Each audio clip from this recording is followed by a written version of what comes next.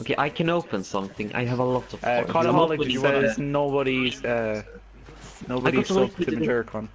Over here. You What? want to open up That's here? so mean. He's just jealous because I got That's more so- subs. Why are you being mean?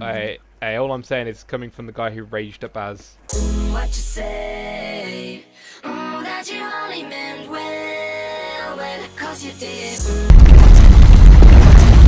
So before we get into this video, I just want to quickly state that this is in no particular order. Normally my top 5s are in particular order, so 5 would be obviously the thing that I want, but the least out of the 5, and then first would be the most thing that I like. So just say I was doing a top 5 weapons, for example, and the first one would be the one that I wanted the most. But this is in no particular order, so all 5 of these things I want just the same as each other. Maybe some I want more than the other, but these are in no particular order, and I'm not rating the first one the best, the 5th one the least best out of the 5. So anyway, let's get into this video, and I hope you enjoy. So coming into our number 5 spot, we have a good map. Now this is obviously what you want for every single DLC, but specifically for Revelations, it has to be a good map in my opinion. Honestly, I think it has to be one of my top 5 best. This map is going to be the last map from an 8-year storyline from Treyarch's point of zombies, basically. Now, although they may be doing zombies in the future, and in the next game that Treyarch obviously do, this is the end of the storyline that they started all the way back in Nectar and Toten, and has continued up until this point here. So, honestly, this map has to be good, and if it's not good, I'm going to be very disappointed. We don't want another transit. Although I think it's going to be a good map, I want it to be literally perfect. I want it to be the best map in Black Ops 3 Zombies, which is pretty hard to top to Eisendrache. Eisendrache was a perfect map. I want it to be the best map in Black Ops 2, the best map in Black Ops 1, and the best map from World at War. I want it to be the best of all them maps just put in together, because we've got Nact, we've got Origins, we've got Mob of the Dead all into this one map, we've got Shangri-La. So we've got maps from different, obviously, stages in games. So we've got maps from World at War, Black Ops 1, Black Ops 2, Black Ops 3, all into one map. I think this should be the best map of all time, and I'm hoping it will be at least in my top 5, maybe even top 3.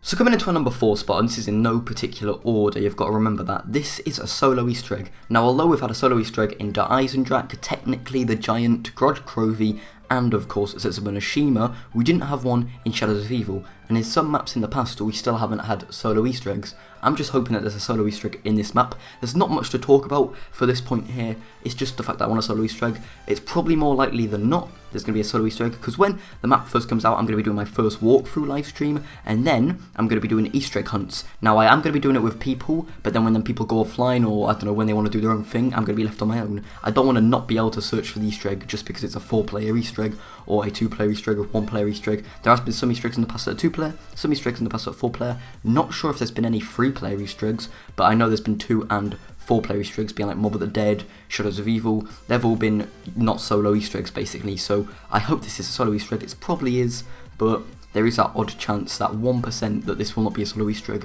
which will make me very disappointed. So coming into our number 3 spot, we have something that's been hot in the community for a long time now, ever since we saw it in the Origins intro cutscene. This is Takio's Katana. I made a video on this about 2 or 3 days ago. I'll leave it in the description below, where I explained it in much more detail than this, but I'm going to go over quickly why basically I want Takio's Katana.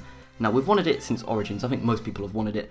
There's been countless number of theories on when it's going to come. There's been countless number of things. We had the Mass Immune that people thought was it. We had the Shadows of Evil sword that people thought was the katana. So many people have been wanting this katana. And now at the end of the intro cutscene, which I actually did a reaction to, go watch it, but at the end of the intro cutscene we actually see all the characters holding guns. We have Nikolai with his MR6, we have Dempsey with his gun, we have Richtofen obviously with 2 MR6s, then we have Takio. Takio's got a katana.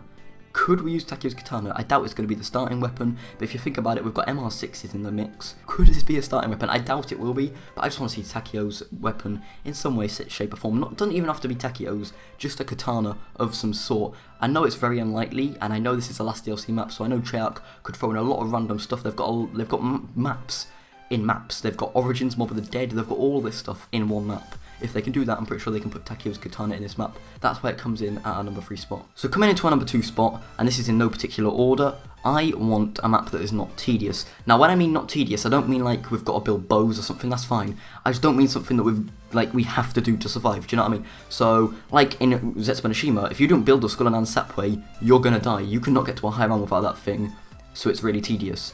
The bow's kind of into Eisendrach, but Grog doesn't really have it. Like, the only thing that's tedious is really building Pack-a-Punch.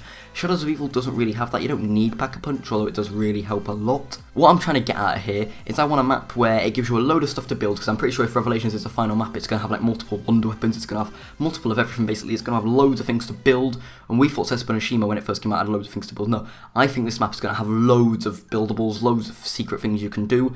I just don't want to have to always do them. Obviously it's going to be fun doing them, so just say, I don't know, we had to build a wonder weapon for some, for something, and it was like, I don't know, took about half an hour to build, for example. I would love to build that wonder weapon every now and again, but I don't want you to have to build that wonder weapon to be able to play the map. It's like on Eisendrach, to get to a high round, you have to build the bows.